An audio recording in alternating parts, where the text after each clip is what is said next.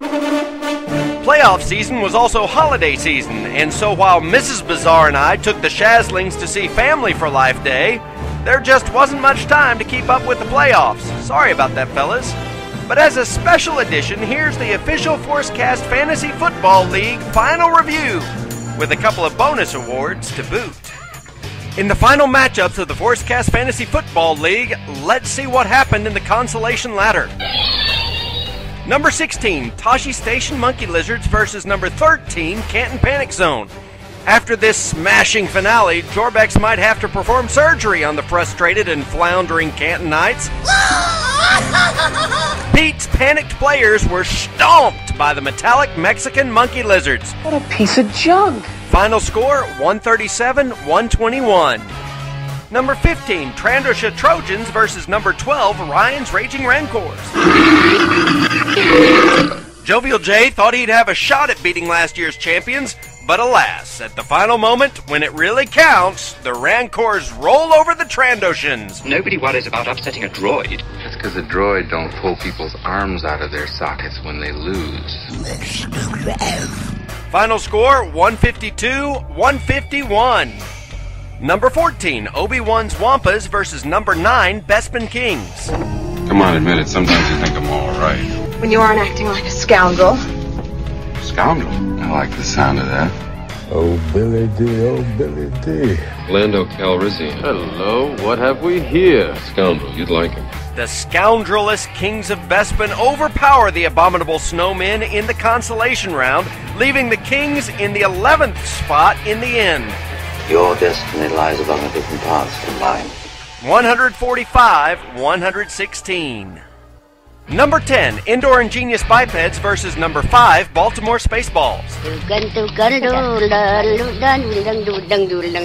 Princess Nisa tried to come back in the second week of this round, but it was too little too late. Never underestimate the power of the Schwartz. Barracks Baltimoreans proved that consistency trumps big plays in this 156-128 point victory.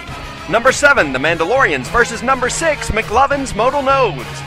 I take it you have no love of the Empire.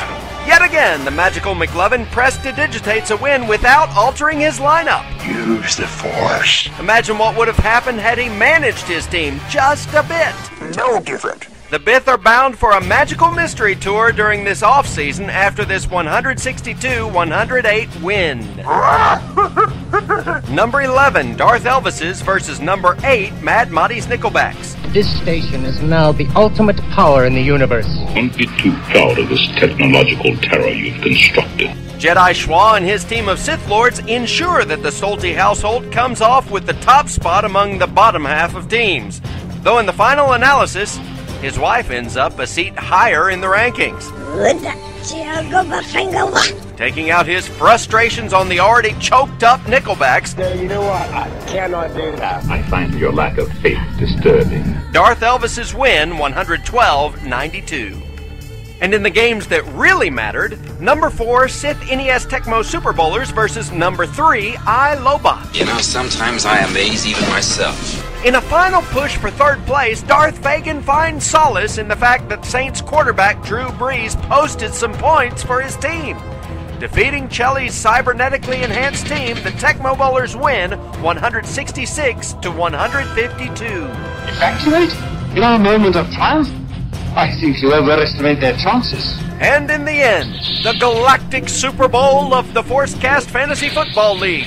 You expected it, and I did too. Number 2, Dex Steiner versus number 1, Darth Maulers.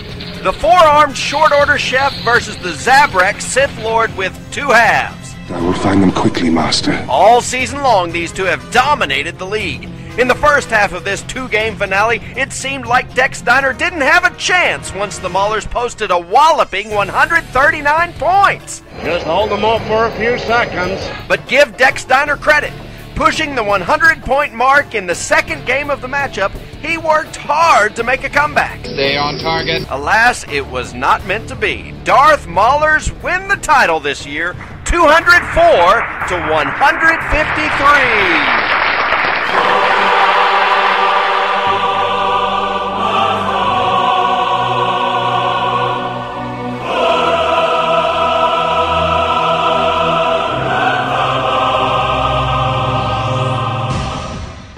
It's been a great season with thrills, spills, chills, and even frills. Come on, General.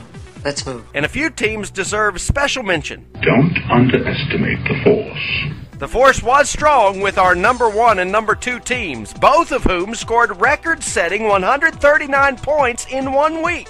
Dex Diner in Week 2 and Darth Mauler's in Week 16. The Emperor does not share your optimistic appraisal of the situation. The bottom of the barrel is reserved for that ultimate Hall of Shamer, Darth Elvis's, who managed to finish Week 10 with a scrawny 28 points.